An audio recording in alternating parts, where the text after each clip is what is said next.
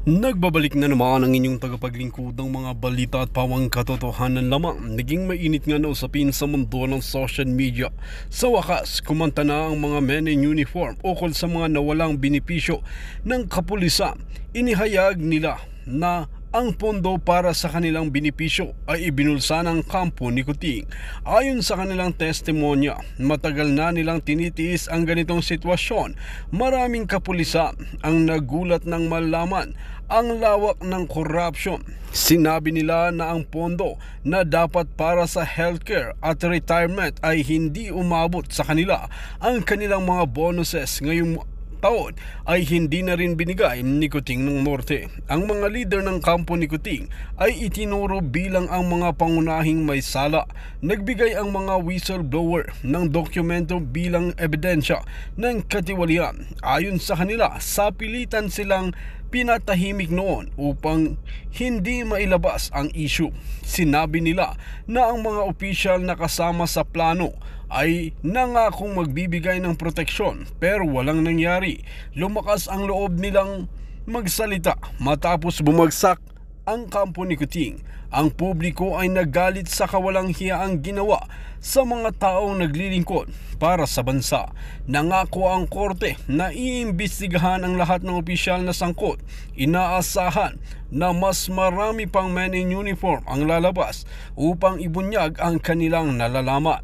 Ang mga pulis na nagsalita ay humingi ngayon ng proteksyon mula sa gobyerno. Ang pagsiwalat na ito ay lalong nagpapalapit sa pagbagsak ng imperyo ni Kuting at ng kanyang mga kampo. Para nga sa karagdagang impormasyon, panoorin nga natin ang buong video. At kung bago ka lamang sa akin channel, huwag kalimutan i-click ang subscribe button at notification bell para lagi kang updated sa ating mga bagong video. At para sa solid viewers natin dyan, maraming salamat sa walang sawang pagsuporta. Pasensyahan na lang. Hindi yung aabot sa siraan. Putangin lang yan, siraan. Sorry. Pero, sisiraan pa yung grupo eh. Hahamunin pa eh. Akala ko ba, milyon-milyon yan. Putra, sige, lilima lang kami. Oh, happy? Lilima lang kami, 5 milyon. Hindi, 5 katao lang kami. Oh, happy na kayo, 5 lang kami. Kaya wag nyo kaming aasahan, di kami kasama dyan. Lilima lang kami. Lintik na yan. Wala ko ba ang pinaglalaban laban sa korupsyon, laban sa mga bangag, laban sa kasamaan, kasakiman. Ito, bakit dito pala mag-awayan? Yan ang gusto ng rebelde, ng NPA. Yan ang gusto ng mga drug lord. Yan ang gusto ng admin. Mag-away-away. Ngayon ang tanong, gusto ba yan ng pinaglalaban ninyo? Gusto ba yan ni PRRD? Gusto ba yan ni Sara? Lintik na sasabihin pro. Hindi tama. Tapos i-challenge pa yung milyon-milyon kayo. Nasaan na kayo? Sino ka ba? Sino ba? Para ano? Kayong mga you cannot dictate upon us. You cannot dictate. Pwede nga, mag-please na lang kayo. Please. Ganon. Tapos anong sasabihin yung lulukoyin namin yung tao namin? Precisely ayaw namin lukoyin yung mga tao namin. Ayaw namin ilagay sa alanganin ang mga tao namin. Kasi kami ang susulat at haharap sa mga kamag-anak niyan, mga mahal sa buhay niyan, kung may mangyari sa kanila. Yun yung ayaw namin. Okay, balik tayo. Kaya nga kinuwento ko kay Buka yan. Alam nyo, implied. Implied yon. Pagka ganyan mga opisyal sa armed forces, nagsasalita, implied. Alam mo, Bukay, nung cadet, nung 89 ko. Inimbitahan ako ng mga klasiko. Bert Caldeo, patay na. And Dobby Miranda, yung nag-OIC ng Chief of Staff, no? Pinuntahan ako sa quarters ko sa Port Bonifacio. Okay. Tapos nun anong ginagawa niyo dito, Bok? And that was 1 week. 1 week. Ande, wala pang 1 week. No, wala pang 1 week. Kakalabas pa lang ng bebe, no? Dede, no? Kalong-kalong, muntik nang mamatay. And here you are, pupunta yung mista mo at sasabihin, Bok, meron. Kasama ka. May hawak kang kumpanya. Airport ang iyo. Sabi ko, sino yung upo? Compartmented. Putang ina, ba compartmented? Gago pala kayo eh. Yun, don't give me that shit na compartmented, mista. Tanungin niyo si Dobby Miranda, all right sir. Pag sabihin niya hindi totoo, all rightin niyo. All right sir, alam ng langit yan. Sabi ko, bakit sino yung upo? Marami daw, hindi isang tao. May council. Parang hunta lumalabas. Sino-sino ang member ng council? Bok compartmented. Hindi namin pwedeng sabihin. Hindi nyo pwedeng sabihin o hindi nyo alam. Mahirap yon, hindi nyo alam, tapos nun, isusubo ninyo yung sarili nyo at tropa nyo. Tapos ngayon, dinadamay nyo ko, susubo ko yung sarili ko, mababalo si Mrs. at yung mga anak ko, mawawala ng tatay. Una pa lang yon, 89, una pa lang yan. Namatay yung unang-una, pangalawan na yon. Kaya maingat, eclamptic yung yung ex ko. So, pagkalabas sa ospital, happy ako. Okay na, naitawid ko. Kasi hindi ko napupuntahan yan at dahil busy ako sa trabaho. Maraming kudita nga, maraming So, kailangan ako. Kung nasaan yung amo ko, nandun ako. So, ayan. Sinusungkit ako eh. Nasanika na ako eh. Sinusungkit ako to head a company. Kailangan daw kasi ganyan-ganyan. Sabi ko, Bok, okay lang sa akin. Pero you are asking na isakripisyo ko yung buhay ko. Kilala nyo naman ako, mista eh. Patay kong patay ako eh. At yung tao ko, kilala ako. Patay kong patay. Ngayon, kung ilalagay nyo sa isang kumpanya, I have that reputation, patay kong patay. Pero hindi ko isusubo yung tao ko kung maalangan yung buhay nila. Mahirap mag-explika sa mga asawa o kaya sa anak. At saka hindi pa ako namamatayan ng sundalo ever. Nung sa combat operation, hindi ako maingat ako eh. Pinag-iingatan ko yung tao ko. Fast forward. Tapos ngayon sasabihin, i-commit yung tao, ganyan-ganyan. Ano ba yan? Hindi ko nga alam yung mangyayari eh. Hindi ko alam yung plano eh. Wala nga plano daw eh. Yun yung feedback eh. Anong gagawin ko? Itatapon ko kayo? Itatapon ko kayo? Balak sa buhay nyo? Pagkabakbaka na, takbuhan, kanya-kanyang buhay? Tarantado. Hindi ganon. Mali yun. Hindi ako ganon. Na isusubo ko yung mga tao sa alanganin. Kaya nga, balik ulit. Sabi ko, ano yung plano? Hindi alam yung plano. Basta, kunin ko raw yung airport, compartmented, blah blah. Bakit? Naintindihan mo naman, compartmented. Kasi, kinakailangan mong kinakailangan mong secret ba? Pero, kung secret yan, bakit nyo ako pagkakatiwalaan? Gusto nyo ako pagkatiwalaan on a specific tasking, specific mission, tapos you're asking me na pagkatiwalaan kayo? Teka muna, wag ganon. Niningi nyo sa akin, ibigay yung buhay ko, i-commit ko yung buhay ko, tsaka yung tao ko. Ngayon, it is my right na hingin sa inyo kung ano yung plano. Ano yung pinag-usapan nyo? Bakit hecho puwera ako? Ano yung gamitan? Isusubo niyo yung mukha ko, yung buong career ko? Let me be the judge kung papasok ako dyan o hindi. Kasi okay lang akong kasama.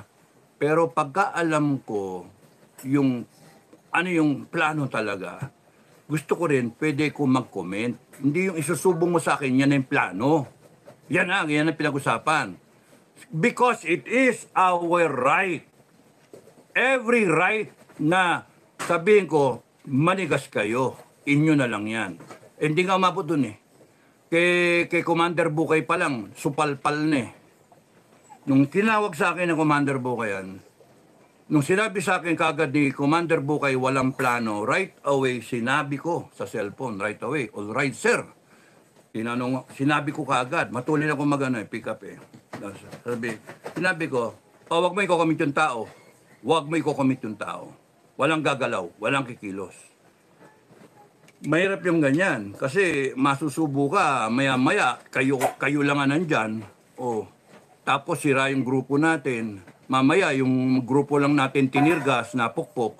Tayo nga yung magdedepensa, tapos tayo magiging helpless. Tsaka, nasa akin yung, as a commander's prerogative, nasa akin na yung kung paano ko i-commit yung tao. Okay? Huwag akong unahan. Huwag akong unahan. Kasi may option ako eh. Ilalabas ko ba yung tropa, yung tao, na walang armas? Merong armas o parehas? O hindi kayo nag-iisip ng ganon. Ako nag-iisip akong ganon. Kung ilalabas ko yung tropa, yung tao, i-commit yung tropa, ano yung extent? Walang armas, tao-tao lang. Doon kayo, sige, magpapukpo kayo doon, magpatirgas kayo. Pagka nangyari yun, lalabas yung merong armas. Ay, ginago nyo eh. O yan, lalabas nyo merong armas. And then lalabas pa yung mas marami. Kasi 1 up, 2 down. Okay? Alam niyo yung sabihin ng 1 up, 2 down? Lalabas yung una, may reserba kang dalawa. Lalabas yung pangalawa, may reserba kang pangatlo. Hindi nag-iisip eh. Kaya nga pangit. Ayaw namin ng gera, ayaw namin ng away, ayaw namin ng madugo. Kaya nga, hanggat mare, hold. So, sinabi ko sa mista ko, balik tayo. Sabi ko sa mga mista ko, kayo na lang, Bok, pas ako. Tapos, dinahilan ko, may pamilya ako, Bok eh. Ano sagot ng mista ko? Bok, sige. May pamilya din naman kami. Sabing ganon. Tapos nun, may pamilya din naman kami. Sagot ng mista ko. Tapos, sige, basta enjoy naman yung pamilya mo eh. Enjoy mo na lang yung pamilya mo. Kasi kami baka mamatay eh. Alam niyo, sinagot ko, minura ko. Putang ina nyo. Tarantado kayo, mista eh. Tarantado pala kayo. Gusto niyo sakripisyo ko yung sarili ko, yung pamilya ko? Dahil lang sa sakripisyo yung pamilya nyo. Tarantado kayo. Bakit ko sasakripisyo yung pamilya ko? Alang-alang siya sa inyo. Gago. Puta na, ilang taon na kami noon? 89. I was 27. Sabi ko, ba't ko susulong yung sarili ko? Hindi nyo nga, bigyan nyo ako ng bigyan nyo ako ng opord.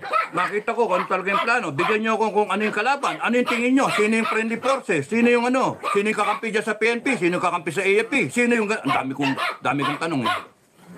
Hindi yung babanatan nyo ako ng sandali lang ha.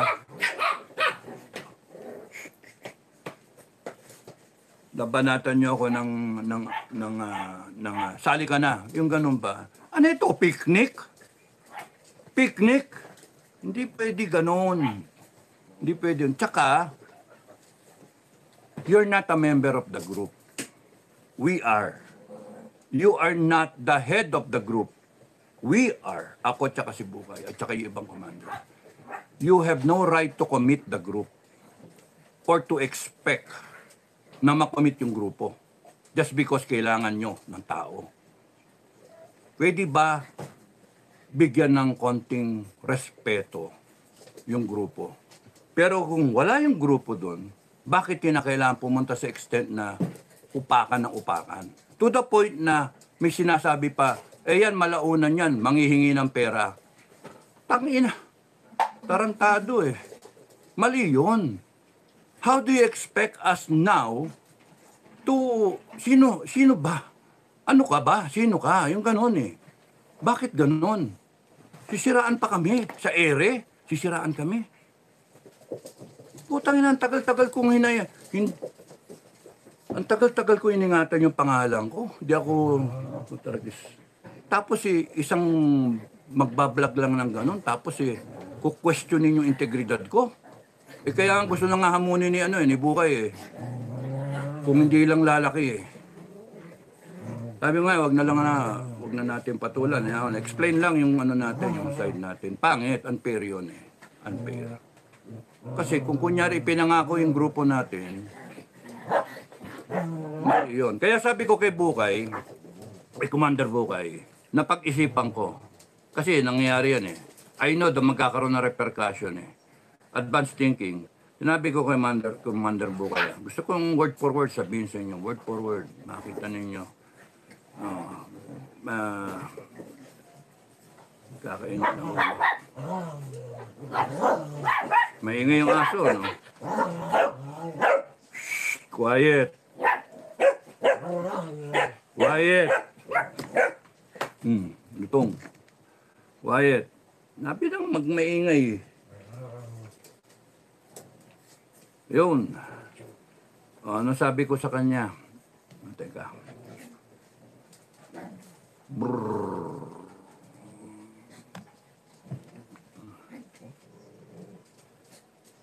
Tensyon na kayo? Ito.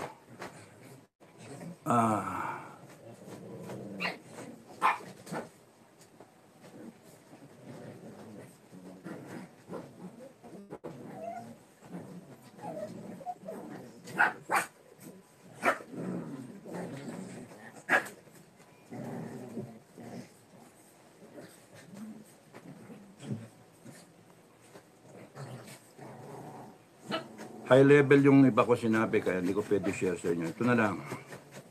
Good AM June. The next day na to. Napag-isipan ko lang. No? Napag-isipan ko lang. That our standard in committing FGF for any political exercise involving the Grand Master or the apprentice, the mentor or the apprentice,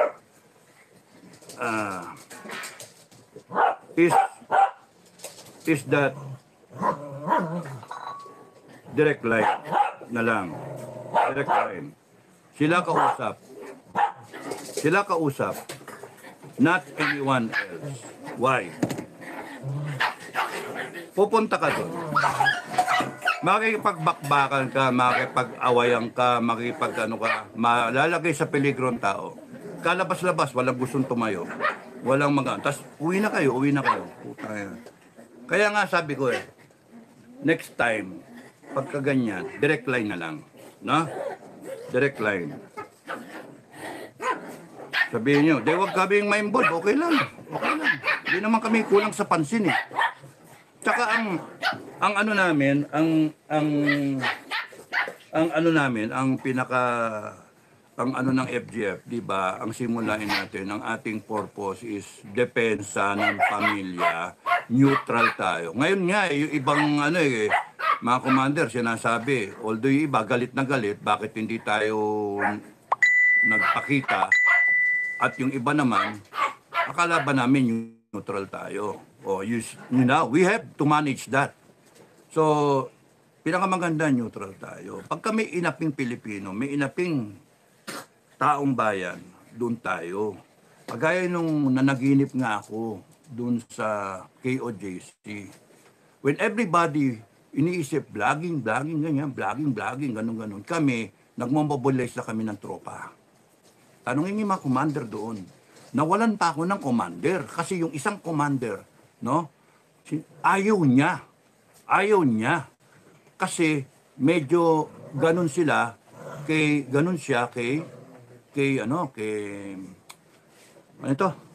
pastor. Sabi ko, hindi naman si pastor. Ang dito, yung KOJC, nasasaktan na sila. May namatay, may pinukpok, may tinirgas. Mali na, kaysa mo daanin yung ginagawa ng PNP, abusado na. Wala na sa batas, wala na sa konstitusyon, nilabag na. Huwag nilang sasabihin yung PNP ay taga-implement ng konstitusyon. Tapos sila ang pwedeng ng konstitusyon and bababuyin nila tapos huhuli nila yung mga tao, pupupukin nila. Mali yun. Na? Magkita sa ayos. Alam naman ng PNP mali eh. Yung ibang ang PNP sinasabing mali eh. Ay, kaya nga kung ako nga masunod eh. Kaya nga nagsabi ko, sige, nagkaroon ng conference kami, online. O sige, sinabi ko, kikilos tayo, hindi. Consensus, kumilos. O de sige. Hanggang sa, tumiwalag yung isang commander. Okay, okay lang yun. Ano niya yun eh, right niya yun. Right yun. Tapos nun, yung iba naman sinasabi, sir, too much na yan. Kasi kaya nga sinabi ko, sige, standby. Standby. Pumorma na kayo doon. Walang magdadala ng armas para hindi maging grabe. Nagsalita si Inday, si BP. O hold na lahat. Fight the war another day. Pero yung sasabihin na mga ang FGF, pang ano lang tayo, unfair yun. Hindi tama yun. Okay? Kaya sabi ko, decline na lang. Sila kausap, not anyone else. Not even si attorney, not even si Lab, not even si attorney ulit, si attorney ulit, o si etc., etc., etc. If they need our help and would ask for our lives, yun ang sabi ko and would ask for our lives and that of FGF, they better talk to us eye to eye. Yan yung message. Ayan, yan yung message ko. Yan yung message ko. They better talk to us eye to eye. We do not need to go between people. Go between, intindihan niyo yan. Na meron pang miron, meron pang tinyente, meron pang ang daming pupunta, nagpapasikat kunwari itong iba, mahirap Tapos hindi makapag-commit. Maganda ang kausap, diretsuhan, mata sa mata. Kung sino man yung pinagtatanggol natin. Mandi na yung dadaan pa kay vlogger, dadaan pa kay kung kanino, kay attorney o kaya kung saan. Ayoko, kukomit yung tao ko Kukomit ko kayo At ako yung mukha ko yung gagasgasin nyo Tapos wala kami sa plano. Kaya nga, nadagdagan na naman ngayon. Ang sabi ko, wag na, wala na. Hindi na tayo makipagplano. Hintay na lang natin. Kung and then magdesisyon ako. Pag sinabi ko standby, standby. Pag sinabi kong, sige, go, sali tayo. Tanong na lang doon kung sasali ba tayong armado tayo o walang armas tayo. Ang inang yan. Tapos mamaliitin ninyo yung ang aming ano ba kayo? Akala ko ba magkakampi? Akala ko ba dapat mag-unite? Akala ko ba kinakailangan bawat kaya nga okay lang, hindi kami kulang sa pansin. Yung kunyari yung sige, anong pinaglalaban nyo? Pinaglalaban ninyo anti-corruption. O bakit? Pag hindi kami kasama, hindi kami kasama sa anti-corruption. We will fight our own anti-corruption drive in our own time, in our own way. Pwede naman ganun Because we are confident how to do it, when to do it. Huwag mong didiktahan kami kung anong gagawin. At better, mag-sorry na lang. At tanggalin yung vlog na yon. Otherwise, galit-galit tayo. Tasasahan nyo kami. Gagalitin nyo ako, gagalitin nyo yung tropa ko.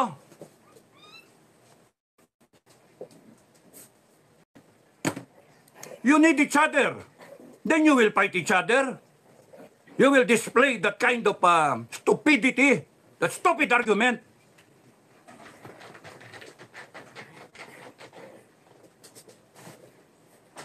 Hindi pwede yung ganyan sa gera. Pagkalabanan. You need each other. You defend each other. Hindi yung sisiraan pa na sisiraan. Tapos sabihin, pera-pera lang yung grupo. Nasaan yung mga milyon-milyon na yan? Wala naman. Putang ina, challenge pa yung grupo. Bahala kayo. Lumabas kayo kung gusto nyo. Pero I will not commit FGF pagka ganyan ang ang samahan. Putya na, mamatay ang isa dyan O paano? Konsensya ko. Kung sa inyo baliwala yun, edi bahala kayo. Sige, lumabas kayo kung gusto nyo. Ilabas nyo lahat ng tao, mag-people power kayo kung gusto nyo.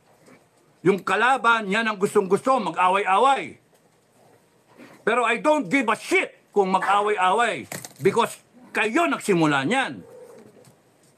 Tangin lang yan. Kaya nga, balik ako. Sabi ko doon sa mga mista ko, Putya, Bok, kung akin, okay lang. Pero, tropa ko eh. They deserve every chance to survive. No? They deserve every chance to know why they are fighting, what they are fighting for, or if need be, why they are dying. What they are dying for. Napakasimple. Hindi masagot na mista ko. Sabi ko, mista, hindi ako sali dyan. O, kinonsensya ako. Maya-maya, yan na. December 1, putok. November 31, November, yung day before, pumutok na. No? Pinasabog na yung repeater. Mista ko yun nandun Padua. Pero hindi siya yung lumapit sa akin. Si Miranda at si Caldeo. Delta Company pa si Miranda. Talagang ko yan, yung pati si Bert Caldeo, kasama ko sa kalokohan niya si Bert kasama ko sa Cagayan Valley si Bert Caldeo. Second company siya, first company ako Although 7 buwan lang ako doon. Tapos doon, 7 na buwan, gano'n. Tapos noon so may mga pinagsamaan. Tapos sabi ko, mahirap, Bok. Tapos sasabihin sa'yo, mamamatay kami doon, Bok. Sige, ikaw na lang mabuhay. Well, ganunin ka na mista mo. Sa amin, konsensya ang tawag doon. O, sige, okay lang. Sabi ko, okay lang. Bok, makapalang mukha ako Wala yan. Di ako tatabla na ang ganyan. Kukonsensyahin ako ng ganyan. Kasi malinis yung aking iniisip. Pagka tropa ko mamamatay, ibang usapan yun. You're asking me na mamatay yung tao ko. At pag ako, nag-commit ako sa isang mission, sa isang objective, hindi ako antras. Forward, patay kung patay. And I am able to motivate my people, patay kung patay, walang iwanan. At yung tropa ko, handa yan kasi alam nilang walang iwanan, hindi siya iwanan. Kung mamamatay tayo doon, mamatay na tayo lahat doon. Hindi naman tayo papayag na mamatay tayo lahat doon Yun yung punto. It's a brand of leadership. And I don't have to explain anymore. So, mahirap i-commit yung tropa. Sabi kong gano'n, mahirap i-commit ang tropa pagka ganyan. Walang plano. Ang gusto ngayon ni Commander Bukay, syempre, involved na tayo. Next time, we do the planning. Kanina lang, sinabi ko sa kanya, after the vlog, and after watching the vlog, kahapon, sabi ko, no more planning. We will not even plan. We will not even plan. You know why? Sabi ko, kasi, some people might want us to fail. Kunwaring kasama, tapos tatawanan ka lang, and they would wish na mag-fail kayo, FGF. Kaya mas maganda, wag tayo mag-involve. Yun yung ano doon Kung isipin ninyo, advanced thinking, bottom line. Pagka magpaplano ka, tapos sasabihin, sige, commit ako, ganyan, and then biglang, wala sila, patay kayo. Iiwanan kayo sa ere. Ayoko nang ganon. Ay. So, walang gagalaw. Walang gagalaw. Yan nyo. Nood lang kayo. Hintayin nyo lang yung yung command ko. FGF, hintayin nyo yung command ko. Because, isipin nyo na lang, si Kadado, hindi tayo isasabak sa alanganin. No? Sabi sa inyo, hindi ako namatay ng tao Yung kalaban ng patay. O kaya nahuli. O kaya surrender. Pero hindi ako mamatay ng tao. At kung kahit marami yung kalaban, binabangga namin. Babanggain ko. Kasi alam ko, talo sila. Wala sila sa lugar. Wala. Alanganin sila. Makaikot kami, kahit 7 lang yung ranger. Because alam namin yung gagawin namin. Alam ko yung motivation ng tropa. So, lagi ko, pagkalabas ko, sabihin ko, sino dito birthday? Sino dito ang birthday? Taas ang kamay. Kunyari, November, lahat na may birthday, doon kayo sa likod. Hindi naman kasi hindi kasama sa operation kasi may sweldo Doon kayo sa likod. Sino dito ang kinakabahan na mukhang mamamatay? Ang feeling nila, mamamatay sila. Taas sa kamay, yung mga alanganin ba, yung tipong feeling nila, mamalasin. Lalo na yung birthday sa susunod na buwan. O, doon kayo sa likod. O, sino dito yung tingin ni makakapatay ng kalaban? Dito kay sarap. O, kasama ko. Ganun ako. Kahit tanungin yung mga sundalo ko. Kaya yung kunyari yung mga commander ng FGF, hindi tatanungin ko man yan. Hindi ko orderan yan kinakailang ganito, nandun ka. Mamatay kayo, ha? Hindi ganun. Because you're asking them to participate in something you believe is very dangerous. Hindi yung... excuse me. Yung mahirap talaga yung... bakit magko-comment ng gano'n na alanganin na... tapos isi-single out pa yung grupo? Mali naman yun. Diba? Mali yun. Ito. Ay.